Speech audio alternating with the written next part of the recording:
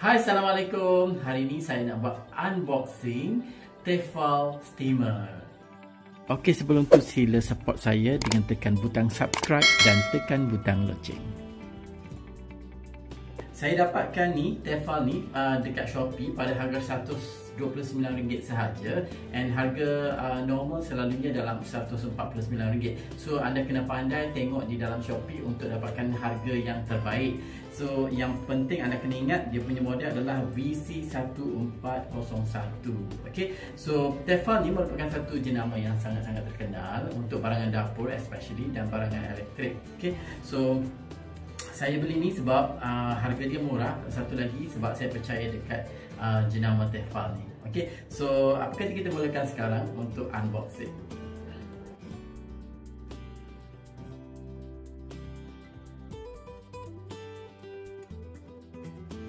Dalam ni ada instruction book yang dimasukkan sekali untuk kita rujuk, tapi dia ada banyak sangat bahasa dekat sini. Okay, so kita hanya pilih bahasa Inggeris sajalah, paling senang. Okay. And Tefal dia ada dua jenis. Kalau kita tengok dia ada yang stainless steel, ada yang cerah. Tapi saya ambil yang cerah sebab saya suka nak tengok macam mana benda yang kita steam tu dia apa tu perkembangan dia masa kita steam tu. Kalau yang kita ambil yang stainless steel ni, dia of course dia lebih durable. Okay, tetapi kita tak dapat tengoklah apa yang dekat dalam tu. Okay, hingga dia masak, right? Ada international guarantee, kita hanya register saja. Dan okey, ini merupakan dia punya steamer plate. Ada dua dia bagi, satu penutup dia, dua steamer plate. Okey, penutup dia lekatkan sekali arahan ringkas.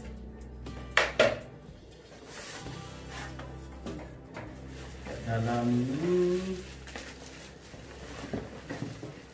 so itu sahaja yang kita ada.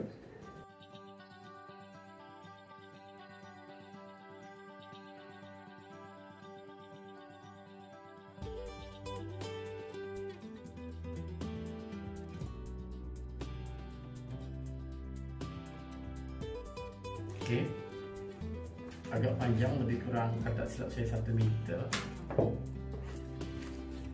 Ini dia punya bekas yang pertama, itu ada yang kedua. So because dia ada dua plate kan, so bekas dia ada dua. Senang kan bila kita susun, especially kalau kita nak susun, nak masuk dalam store ke, nak masuk dalam storage cabinet ke, dia jadi kecil. Okay, okay, ini base dia. Kat sini kita boleh letak air untuk steam. Dan ini dia punya timer.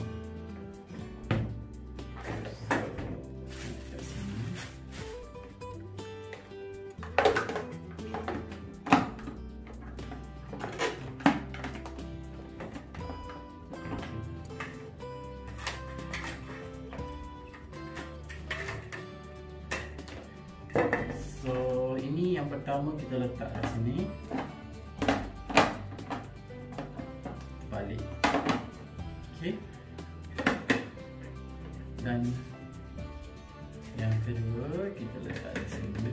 Oh sayang, patut yang kecil ni kat bawah dia. Okey, macam ni. Okey. Right. Yang belah atas dia lebih besar sedikit.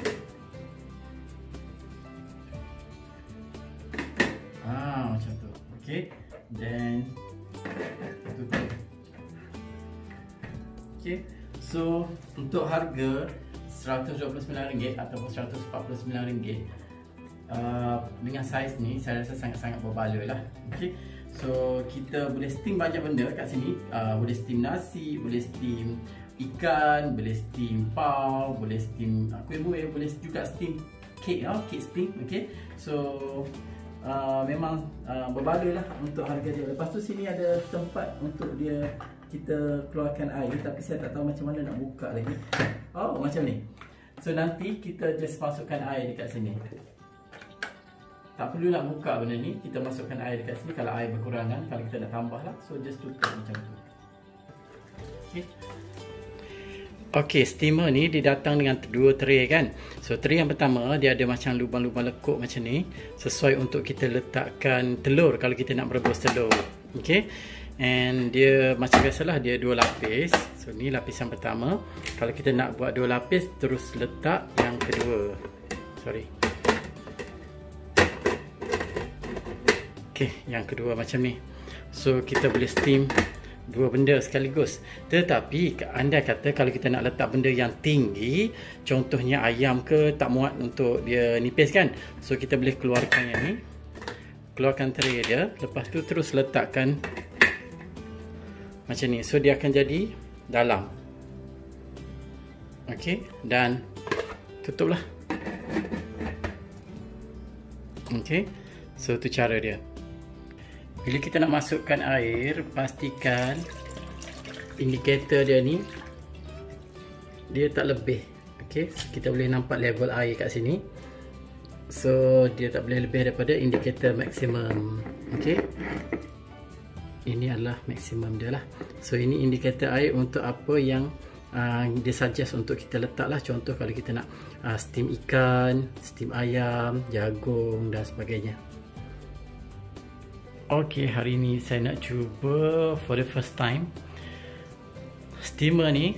Saya nak kukus pau. Okey, so kita tengoklah macam mana dia punya hasilnya nanti. Okey. Okey, untuk kita punya pau ni saya setkan 15 minit. Sebab ini kali pertama saya guna kan. So kita kena check dululah. Saya tak nak terlalu lama sebab nanti pau kita akan jadi berkedut. So at the moment saya pusingkan dia punya timer ni. Dia punya lampu indikator kat sini terus menyala kan. So senanglah kita nak tengok dia dah okey ke tak. Okey, inilah dia pau.